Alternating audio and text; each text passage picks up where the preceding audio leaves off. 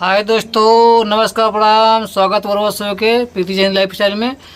और देखिए हमने के मस्त बने जा। और देखिए अभी हमारे यहाँ दोपहर का टाइम हो रहा है, बाहर बहुत तेज़ धूप है।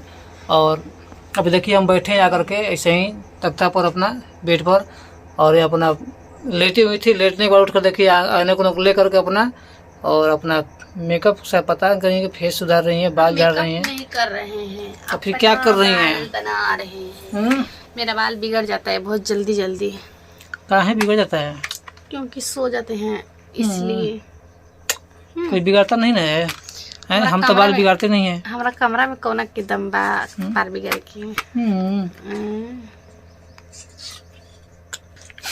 काटने में बहुत आगे है, थोड़ा सा भी कुछ करेगा काट लेती है।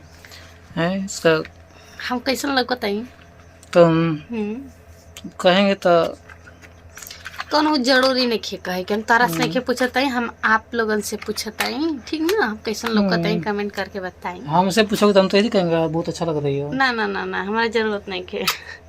हमारा लोग बताए तो अच्छा लगी।